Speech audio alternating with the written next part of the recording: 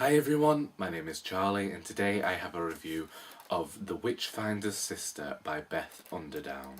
The Witchfinder's Sister follows the real historical events surrounding the Witchfinder General Matthew Hopkins, but told from the fictionalised voice of a supposed sister called Alice Hopkins, which is an invention of the author's imagination.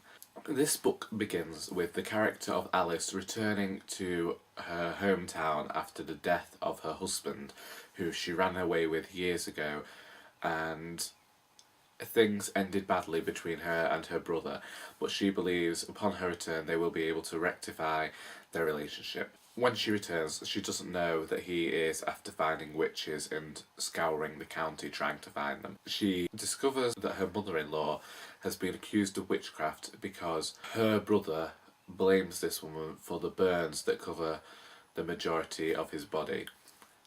I'm not sure whether this is an actual historical fact that this man had burns, but it did led me a lot to thinking about Jen Campbell's video about villains with deformity, and throughout this book I couldn't help but think that it was a poor decision on Underdown's part to focus on that because it didn't add anything different to the character. The book then goes on to follow their story as Matthew's going around accusing witches, and ultimately Alice has to figure out how she is going to stop him, thwart him in his tracks. I didn't like this book at all. There is not one iota of this book that I enjoyed, not one word, not one sentence, nothing. I know that Beth Underdown teaches creative writing, it says so in the back of the book, and I think that maybe she should have put some more thought into making the prose more individual. Firstly, we will discuss the prose. The prose is that very bland, creative writing student voice that once students of creative writing have learned how to write in this fashion, ultimately they usually go and they break the rules and they discover their own style. But Underdown doesn't have her own style. This is very bland, slow prose with barely any imagery or individual character voice.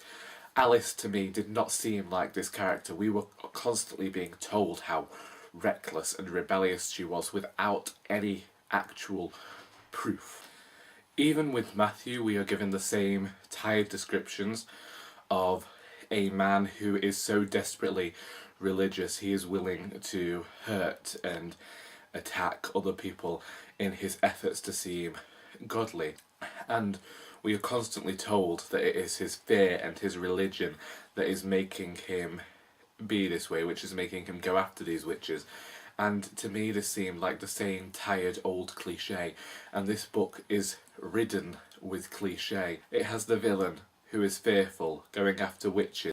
It's got men in positions of high religious power going after young women, sexually abusing them and forcing them to do things that they don't want to do, all because they have this position of power. And I understand that this has happened in the past, but for it to become such an easy way out for so many writers just to say why a person is a bad man, it, as I said on Goodreads, it is tiresome. Find some new ways of creating villains. It doesn't take much to be individual and to be true to who you are as a writer, and I feel like Underdown is just so trapped in this quagmire of trying to sound professional and sound like she knows what she's doing, and it just comes across so stilted. The only character that Alice hates in this book is the woman who might have had feelings towards her husband, and she is prepared for this woman to be taken off as a witch because she might want to have slept with her husband when her husband was alive. This was the missing person in their bed throughout the entirety of their marriage, because she could not get over the idea that he might have wanted to sleep with this woman who had been raised as his almost sister. And I just found it awful, and nothing was engaging about this book. I sometimes think the only reason it has such a good cover about it is because it is such a bad book. It is poorly written, the characters are poorly conceived, and everything about it just screams cliche. If you go and find any book about witches from the past or know anything about the witch hunts of the past, then you will know where this book is going. Also, there are 2 chapters at the end of this book that needn't have been there. I feel like Underdown only included them as some way to like give some sort of dramatic irony, and it was so forced and unnecessary. There was also this twist of some actual possible magic towards the end that I didn't think needed to be there.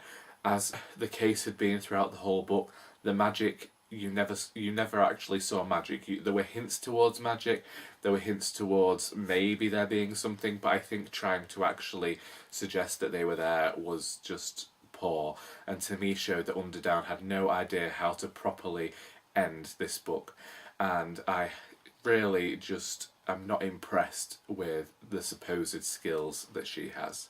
If you want to know more of my thoughts, but I do think that I went into them here, then I will leave a link to my Goodreads review down below. If you would like to discuss this book, please feel free to do so in the comments. I hope you enjoyed this video, and until next time, that is all.